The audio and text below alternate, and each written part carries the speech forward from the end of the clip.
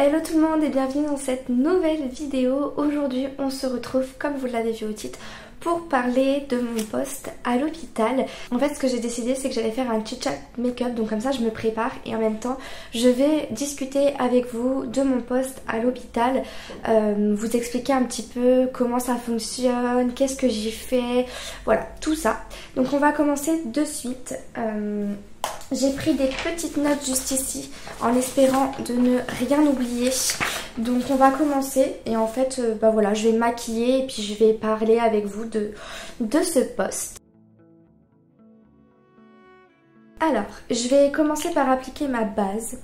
Donc pour le poste à l'hôpital en fait, ce poste là normalement c'est un poste spécialisé et pour y rester longtemps il faut avoir le KPI, un certificat d'aptitude professionnelle aux pratiques pour l'éducation inclusive, quelque chose comme ça. Et du coup il faut obtenir ce KPI pour pouvoir y rester longtemps. Moi en fait cette année je n'ai pas le KPI mais je vais remplacer la personne qui passe le KPI. Donc pendant que cette personne là elle est en formation, toutes les 3 semaines avant chaque vacances scolaires, moi je prends du coup le relais à l'hôpital. Donc maintenant que j'ai appliqué ma base, je vais venir appliquer la CC Red Correct que j'aime beaucoup de chez Herborian. Donc ça c'est un échantillon mais je l'aime vraiment beaucoup. Donc il faut savoir que le poste à l'hôpital c'est un poste de l'éducation nationale. C'est pas autre chose parce que j'ai déjà eu les questions de la part de collègues. Non, c'est vraiment un poste de l'éducation nationale qui en fait est dédié aux enfants malades. Alors sur ce poste là vous allez pouvoir avoir une prime le temps que vous enseignez en fait à l'hôpital. Donc par exemple, moi ça me dérange pas du tout de parler d'argent. Moi quand je suis à l'hôpital, je vais avoir une prime d'environ 150 € par mois, 150 € brut par mois pour les mois où je travaille en fait à l'hôpital. En ce qui concerne le poste en lui-même, donc du coup je vais prendre en charge les enfants qui sont hospitalisés, que ce soit pour une longue ou pour une courte durée. Donc les enfants de 3 à 15 ans, soit de la petite section à la 3e, voire au-delà selon les capacités en fait de l'enseignant. Moi je sais que j'ai déjà pris jusqu'en première en mathématiques parce que voilà, j'ai les capacités pour les prendre en charge au niveau des mathématiques et au contraire j'adore faire des mathématiques, donc ça ne me dérange pas du tout. Par contre quand je me sens pas capable, par exemple j'ai déjà eu des adolescents qui étaient en première avec des options comme danse, littérature bien poussée. Moi je leur ai clairement dit que j'avais pas les compétences pour pouvoir les prendre en charge. Par contre s'ils avaient besoin de moi, je sais pas, par exemple pour une rédaction, corriger une rédaction ou qu'est-ce que je peux vous dire d'autre, oui en fait corriger des choses sur un point de vue grammatical, il n'y avait pas de souci quoi. Mais sinon pour le reste en parlant de la matière, j'aurais jamais pu je pourrais pas en fait les aider parce que j'ai pas les compétences pour. Alors maintenant si je vous parle de comment se déroule ma journée. Donc quand j'arrive à l'hôpital, je prends mon poste à 8h30, donc les horaires c'est 8h30, 15h30. J'ai 1 heure pour manger le midi, de 12h30 à 13h30, en sachant que je dois ramener les enfants dans leur chambre pour midi, tout simplement parce qu'ils mangent à midi. Donc en fait je fais plus midi 13h30 ou même midi 13h. En fait ça dépend, je prends ma pause un peu quand je veux. Souvent c'est quand même midi 13h ou midi 13h30 parce que souvent ils ont fini de manger vers midi et demi. Donc à 13h je peux commencer en fait à prendre en charge des enfants. Tout dépendra en fait les enfants qui sont présents dans mon service. Donc du coup je commence à 8h30. Ce que je fais c'est que j'enfile ma blouse, ce qui est trop bien, mais j'ai mis du temps à les avoir. Je les ai eu là qu'au mois de février, mes blouses, parce que je les ai commandées seulement au mois de décembre, enfin bref. Dessus maintenant il y a mon nom avec marqué voilà, professeur des écoles de l'hôpital, et ça c'est trop bien, parce que au moins on vous identifie, parce que ça a été quelque chose de compliqué pour qu'on puisse savoir qui je suis à l'hôpital. Et donc du coup voilà, maintenant on sait qui je suis, on sait pourquoi je suis là aussi. Donc ça c'est vachement cool. Donc je fais ça, je prends mon badge parce que pour entrer dans les services il faut avoir le badge. Et puis je vais faire mon petit tour vers 9h moins quart, 9h, parce que souvent il y a une réunion des infirmiers, etc., des médecins, tout ça. Ils font une petite réunion et moi j'ai besoin d'avoir accès à leur salle pour voir au niveau des tableaux des présents les enfants que je peux prendre en charge à la journée. Donc voilà, je monte dans mon petit service, je regarde les enfants qui sont présents, l'âge, etc. Ensuite je demande aux infirmiers ou au personnel soignant si je peux prendre tel et tel enfant aujourd'hui en charge, parce que moi je ne suis pas au courant de leur pathologie. Donc je leur demande s'ils sont mobilisables, etc., si je peux les voir, et je ne suis pas au courant de leurs examens non plus. Donc voilà, je fais mon petit tour comme ça. Ça peut prendre un petit peu de temps parce qu'après je vais dans les chambres, je me présente, je leur demande s'ils accepteraient qu'on passe un petit temps aujourd'hui pour me voir. Soit on va travailler, soit on peut faire des activités pour en fait des activités, que ce soit des jeux de société ou des activités plutôt à caractère pédagogique. Tout va dépendre en fait de ce que l'enfant a envie de faire. Et puis par exemple s'il me dit moi j'ai mes devoirs, bon voilà, s'il a ses devoirs je vais regarder, je vais lui demander, et puis je lui demande aussi dans quelle école il est, et puis comme ça je vais assurer en fait une continuité pédagogique avec en fait entretenir le lien avec l'école. Donc une fois que j'ai fait mon petit tour comme ça, je vais redescendre en salle de classe entre 9h et 9h30, ça va dépendre. Et puis je vais pouvoir préparer ma journée, parce que du coup chaque jour c'est différent selon les entrées et les sorties des enfants. Et du coup il faut préparer chaque jour. Donc je me réserve un petit créneau pour pouvoir préparer. Il y a des fois où, enfin ça m'est arrivé rarement, mais il y a quelques fois où j'ai pas du tout eu le temps de préparer. Donc voilà, je prends un manuel, je regarde et puis hop je me lance, c'est parti quoi. Donc il y a des fois où j'ai pas vraiment le temps de regarder plus que ça parce que ma journée est bien chargée, ou autant des fois j'ai 2 enfants à la journée et vraiment ça va varier d'une journée à l'autre. Il faut être hyper flexible, et c'est vrai qu'au début et même encore à l'heure actuelle j'ai un peu de mal de temps en temps, parce que je me dis mais qu'est-ce que vraiment je fais là, vous voyez ce que je veux dire? Parce qu'il y a des fois où j'arrive pour prendre l'enfant en charge, et puis le pauvre loulou, c'est normal hein, il est à l'hôpital, il n'est pas là pour rien, il est pas bien, il est malade, ou bien il a un rendez-vous médical que j'étais pas informée, j'étais pas au courant. Et du coup je me dis tant pis, c'est pas grave, je vais peut-être essayer d'en aller voir un autre. Mais en fait il n'y a pas d'autres enfants plus que ça qui sont comment je vais vous dire ça, que je peux prendre en charge. Et du coup je redescends en salle de classe, et en fait j'ai pas beaucoup de choses à faire parce que je ne peux pas préparer étant donné que je ne sais pas quel enfant je vais avoir, où est-ce qu'il en est, le niveau qu'il a. Donc vous voyez, il faut vraiment savoir jongler. Et du coup maintenant ce que je fais c'est que je prends un livre, je prends mon bouquin de coloriage, et quand voilà, j'ai entre guillemets personne, voilà, je prends du temps pour moi et je prends ça entre guillemets relax, parce que de toute façon je ne peux rien faire d'autre. Donc ensuite mes prises en charge vont commencer entre 9h30 et 10h, parce que il faut que les enfants soient préparés, il faut que les enfants aient déjeuné, et du coup ça peut prendre du temps. Donc mes prises en charge commencent entre 9h30 et 10h. C'est rare quand elles ont commencé vers 9h, j'en ai quasiment pas eu, enfin j'en ai peut-être eu 1 ou 2 fois sur toute l'année. Mais pour le moment j'en ai pas eu non plus beaucoup de ce genre de prise en charge. Donc voilà, ils commencent vers 9h30, 10h. Soit je prends les enfants en salle de classe, si je peux les sortir de leur chambre, soit je les prends en chambre. Donc quand ils sont en chambre, du coup, en fait on fait un cours solo, en duel tous les deux, soit en classe. Et en classe, je vais prendre entre 2 et 3 élèves en même temps maximum. J'essaye de les regrouper par âge et par classe. C'est pas toujours facile et quand je vois que je vais pas pouvoir, je les prends tout seul. C'est assez souvent qu'ils sont tout seuls en classe avec moi ou par deux, mais je m'aventure pas dans des groupes à 3, 4, 5 enfants. De toute façon, c'est 5 enfants maximum dans notre salle de classe à nous parce qu'elle est petite. Mais je m'aventure pas plus parce que c'est extrêmement compliqué de jongler entre les niveaux et de pouvoir les occuper en fait. Être avec un, puis ensuite passer à l'autre. Franchement, c'est vraiment pas facile du tout. Encore s'ils étaient dans la même classe, enfin même classe, même niveau de classe, je dis pas. Mais là, ça ne m'arrive quasiment jamais. Je peux avoir des enfants, je sais pas moi, je vais vous dire... en CE2, un en CE2, un en 4e, un en 6e. Enfin vraiment les niveaux sont complètement différents.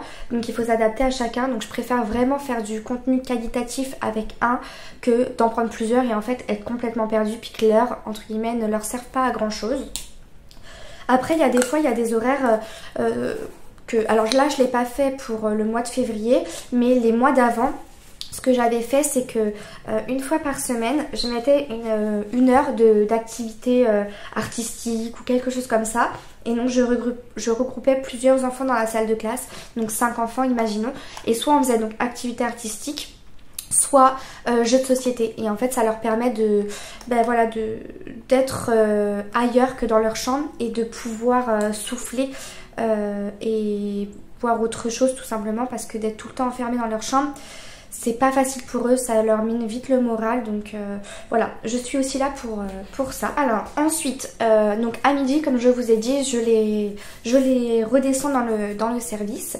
De 13h30 à 15h30 du coup je suis en cours, hein, je prends des enfants et à côté de ça, par exemple quand j'ai une nouvelle prise en charge et que je sais que l'enfant va rester longtemps, il faut contacter l'établissement scolaire pour pouvoir savoir ce que l'enfant a loupé. Est-ce que c'est possible d'envoyer les cours et moi du coup à côté je programme tous les apprentissages et je propose des créneaux sur la semaine à cet enfant pour vraiment essayer de continuer l'école à l'hôpital quand c'est possible, quand il est pas malade, enfin quand ça va mieux et qu'il se sent capable de pouvoir suivre les apprentissages.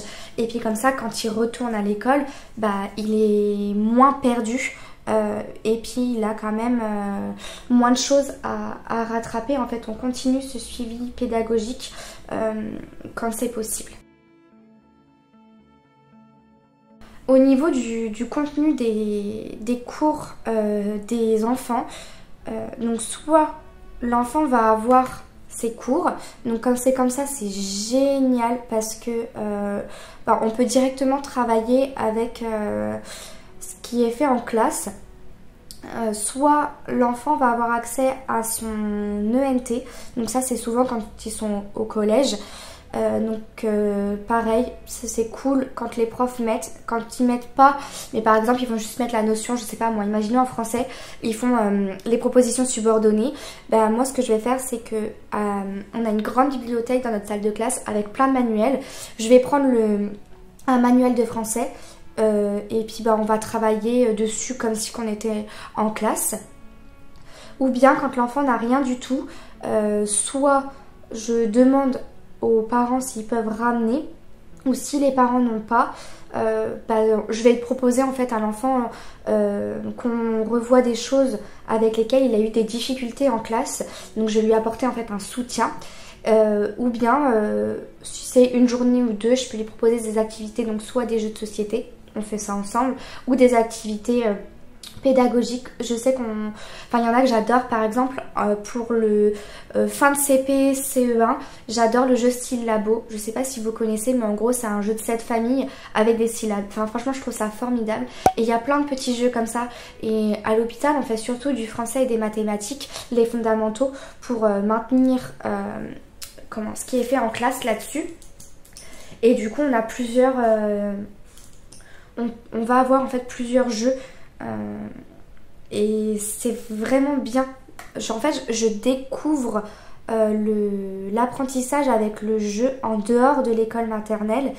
Et je me rends compte que c'est ce que je veux pour ma classe plus tard, qu'il y ait vraiment des jeux dans ma classe, parce que comment je vais vous dire ça, en fait les enfants, faut leur expliquer que là le jeu, par exemple on va apprendre telle chose, et pas qu'ils voient ça que c'est un jeu et j'apprends rien. Non, moi je leur explique bien qu'on va faire ça pour atteindre cet objectif là, et en fait ils adorent, souvent ils m'en redemandent même. Donc voilà un petit peu comment se passe une journée, le contenu, ça je vous ai dit, voilà, ça c'est mon poste, c'est ce que je fais moi de mon côté.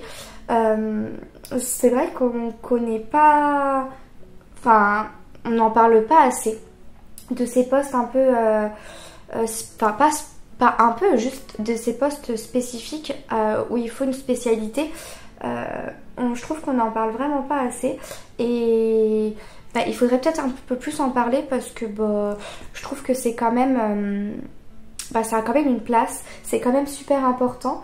Et en tout cas ce poste à l'hôpital, comme je sais pas si vous avez regardé ma vidéo au début d'année où j'étais vraiment démoralisée, enfin pas démoralisée mais où j'étais en fait perdue, et dans l'incompréhension qu'on me mette sur ce genre de poste, parce que j'avais pas la certification, puis j'étais perdue et tout ça.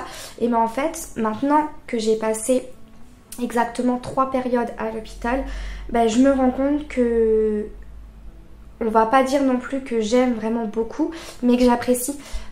J'apprécie en fait pouvoir apporter mon aide aux enfants qui sont hospitalisés, et les voir me remercier de les prendre en charge et qu'ils puissent en fait continuer d'avoir accès à l'école.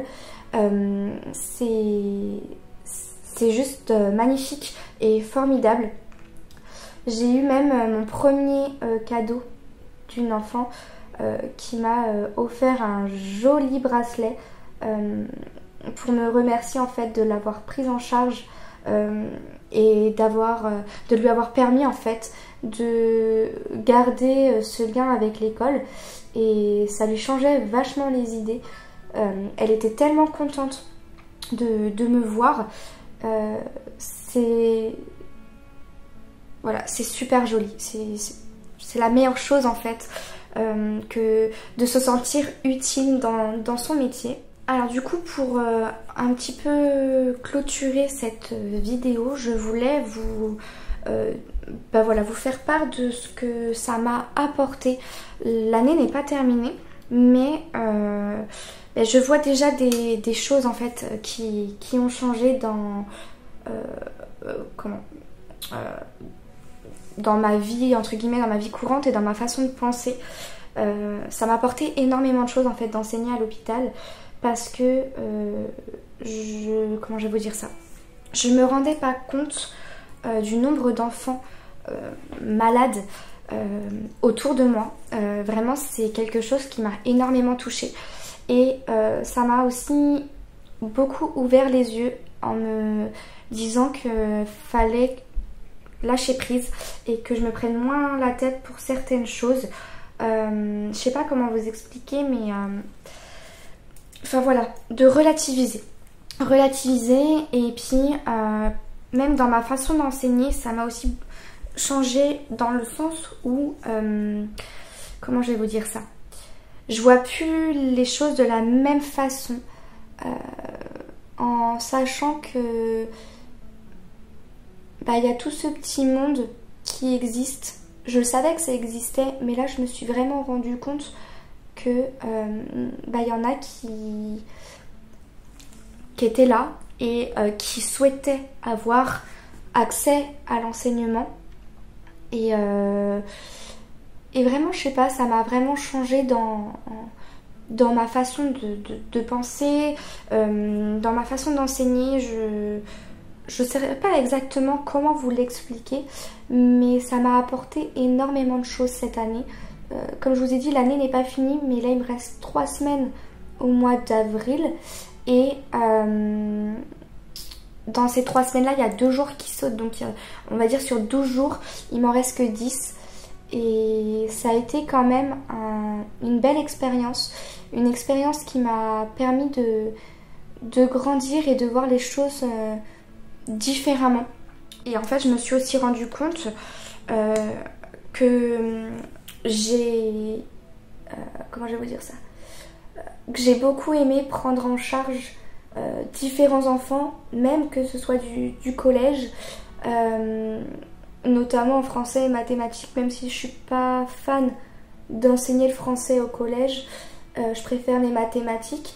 Ça m'a quand même apporté un petit bagage en fait derrière moi.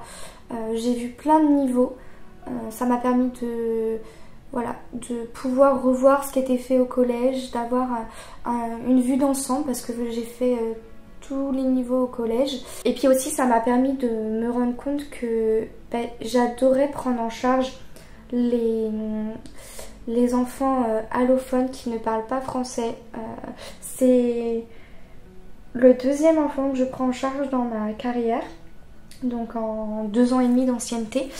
Et en fait je me rends compte que j'adore ça et du coup pourquoi pas dans les années à venir passer une certification en langue française. Je vous en ai déjà parlé dans une autre vidéo, et pourquoi pas en fait prendre un poste soit d'enseignante UPE2A ou bien ça me permettrait peut-être cette certification là de pouvoir enseigner à l'étranger, c'est mon rêve.